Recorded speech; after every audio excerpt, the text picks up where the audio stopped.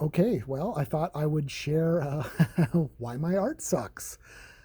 Yeah, it's almost a cliche. An artist will say, "Oh, my art sucks," and be really self-conscious about their work. But I think my art is way behind the curve of my storytelling.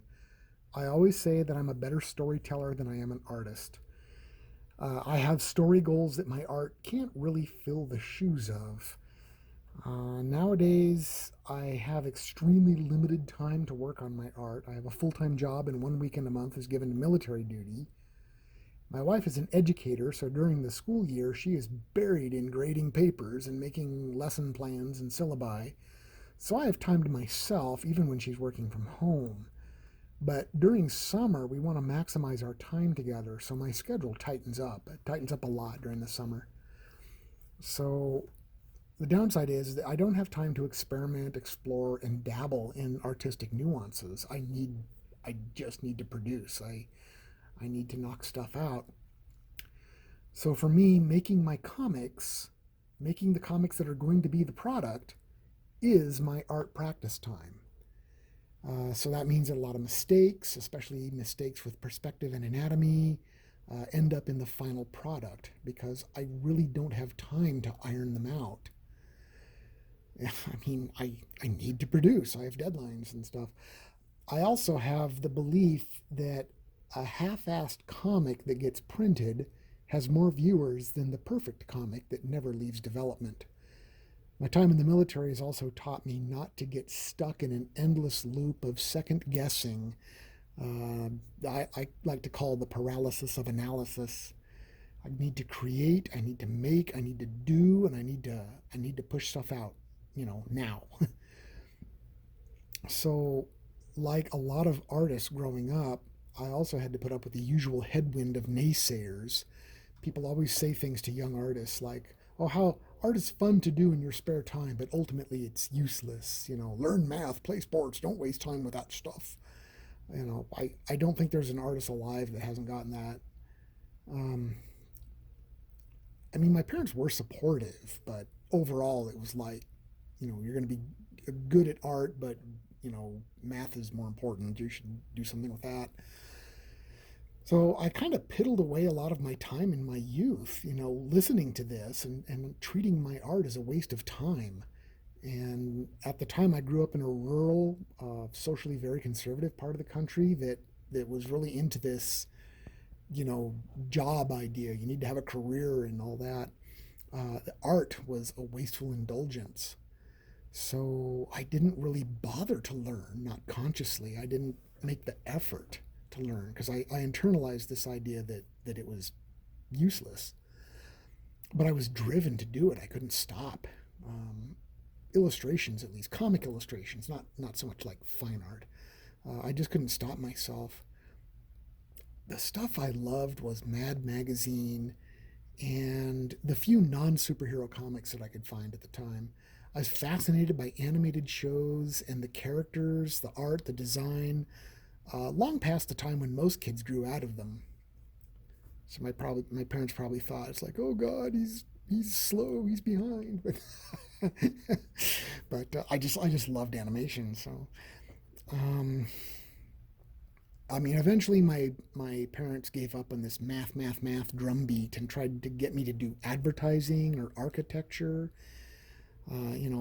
Make my art at least profit generating, if nothing else. But I mean, I could look at blueprints or, I don't know, ads for bananas in the paper, and I could compare that to the stuff I saw in Mad Magazine, and I could tell who was having fun with their art, and who was chained to a desk. Um,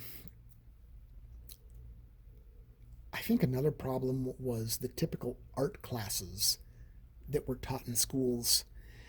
Art classes at the time, I don't know what they're like now. I haven't done an art class in years, but at the time they're all pretty much the same. It's like, today we're going to draw fruit with charcoal. Next week we're going to draw fruit with pastels. Then we're really going to shake things up and paint fruit with acrylics and watercolors.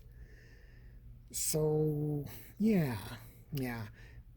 I mean, I understand what they're trying to do. They're trying to give you this well rounded education, sample a little bit of everything from the plate. We experimented with pottery and clay sculpture and all that kind of stuff.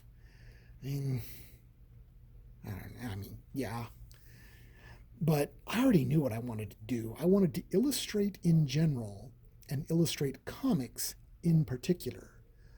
I wanted to tell stories with a combination of words and pictures. I needed to work on faces and expressions.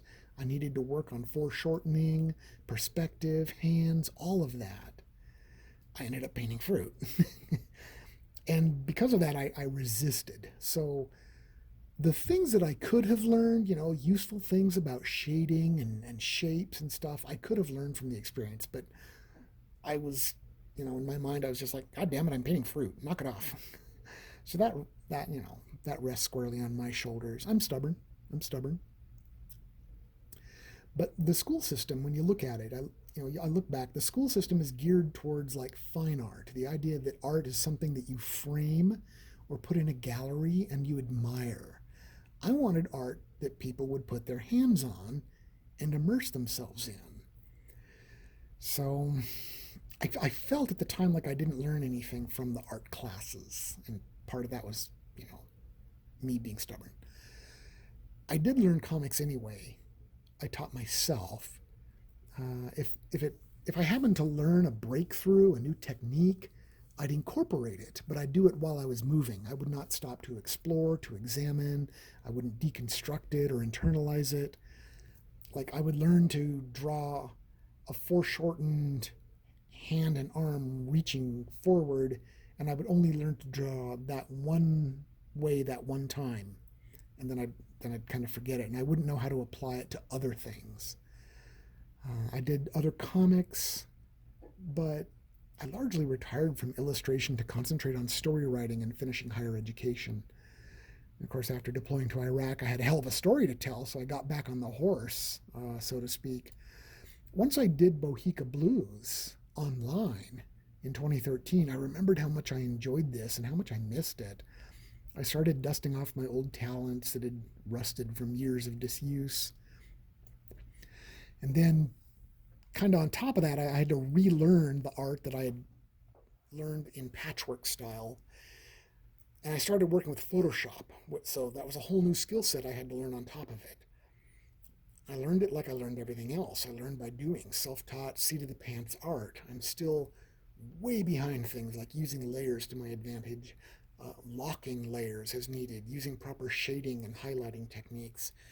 I mean, I'm experimenting with these things, but they're sloppy and stuff, and I know they're sloppy, and I need to work on them. I'm soaking up new stuff on YouTube, seeing how other artists do it, and I'm picking up on things here and there.